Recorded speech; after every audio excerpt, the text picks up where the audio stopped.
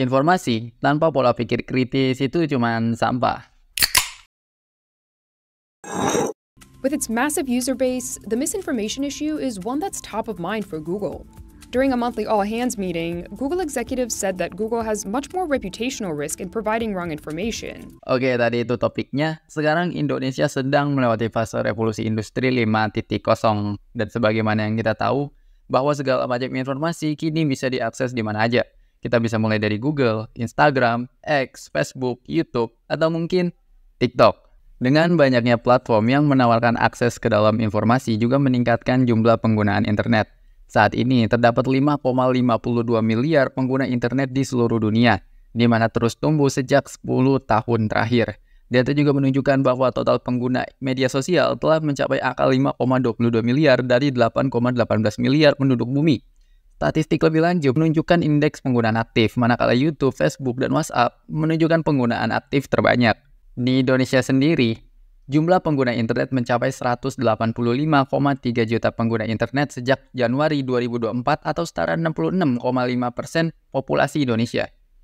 Diikuti oleh penggunaan media sosial yang mencapai 139 juta atau setara 50% dari total populasi.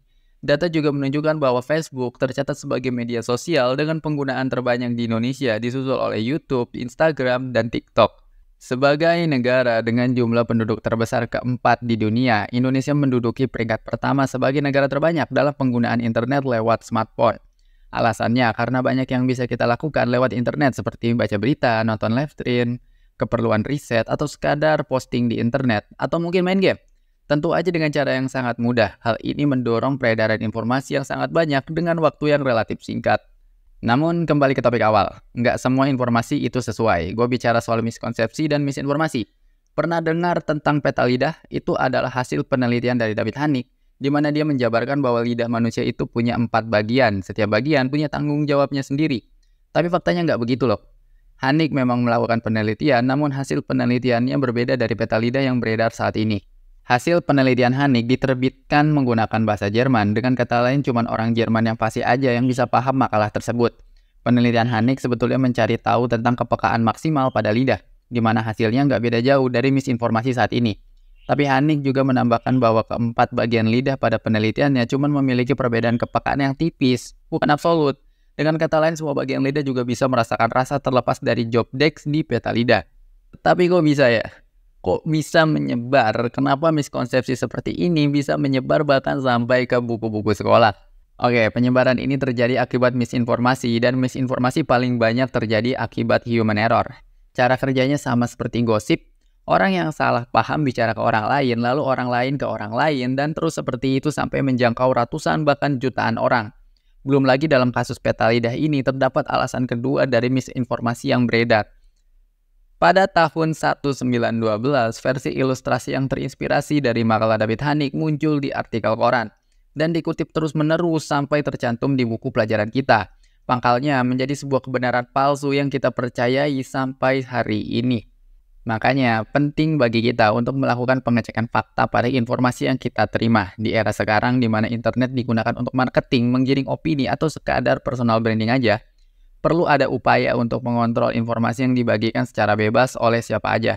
Hal ini diakibatkan bahwa informasi-informasi yang kita lihat biasanya mengandung kesalahpahaman. Tapi gimana kalau informasi itu justru benar? Apa karena informasinya benar, maka kita harus langsung percaya kepada informasi itu? Alec Edmonds, profesor keuangan dari London Business School, mengatakan bahwa mengecek fakta aja belum cukup. Karena informasi yang akurat 100% juga masih bisa menyesatkan loh.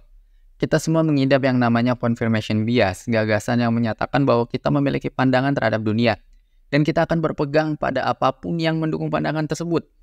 Gampangnya kita kadang-kadang suka mencari pembenaran terhadap sudut pandang kita. Ada orang yang nggak suka sama Gen Z, lalu dicarilah semua data yang kira-kira mendukung pendapatnya. Apabila dia bertemu sama satu opini yang bertentangan dengan opininya, dia akan langsung menolak opini tersebut berdasarkan keyakinannya. Jika kalian ingin keluar dari confirmation bias ini, kita perlu yang namanya critical thinking, kita perlu skeptisisme, atau kita perlu mempertanyakan soal informasi yang kita terima. Apakah benar semua Gen Z seperti itu? Apakah sudut pandang saya selama ini salah? Apakah, dan apakah? Begitu banyak apakah? Sangat nyusahin emang, tapi kita benar-benar perlu melakukan ini. Kenapa tahu nggak? Sebab apa yang kita yakini berbeda dengan apa yang dunia yakini. Jika kita mendapat informasi dari internet, kita harus bertanya apakah informasi ini relevan dengan segala macam hal di lingkungan kita. Kadang-kala informasi yang akurat 100% pun tidak bisa diterapkan di lingkungan kita sendiri, makanya disebut menyesatkan. Mungkin bisa bertentangan dengan culture, moralitas, atau prinsip di lingkungan itu. Mari kita beri contoh. Sebuah perusahaan punya 2 toko. Satu toko besar dan satu lagi toko kecil. Dan suatu ketika, sebentar lagi bakal ada yang namanya stock opname atau SO. Setiap toko memiliki strateginya sendiri untuk bersiap menghadapi SO. Singkat cerita, toko besar pun selesai SO dan mereka mendapatkan apresiasi dari kantor pusat. Sedangkan toko kecil SO-nya seminggu lagi nih. Sekarang pertanyaannya, apakah strategi SO yang dilakukan toko besar bisa diterapkan di toko kecil? Jawabannya adalah enggak. Kenapa? Karena situasi dan kondisinya benar-benar beda. Jelas ya, kalian nggak bisa jadi Elon Musk bahkan jika kalian membaca buku biografinya. Atau meniru semua yang dia lakukan. Sebab kita sepenuhnya berbeda, kemampuan kita, takdir, dan nasib kita mutlak berbeda. Dan itulah mengapa kita harus memikirkan apakah informasi yang kita terima bisa diterapkan di lingkungan kita atau tidak. Jangan main asal diterima mentah-mentah terus diterapin gitu aja. Seandainya kalian bisa melakukan ini, kalian pasti bisa menyaring informasi yang ada di internet. Nggak lagi jadi korban penggiringan opini atau terjebak dalam FOMO. Dan jika ada yang mau berkomentar, silakan. Lapak komentar terbuka lebar untuk kalian. Jika suka silakan like dan share ke teman-teman kalian.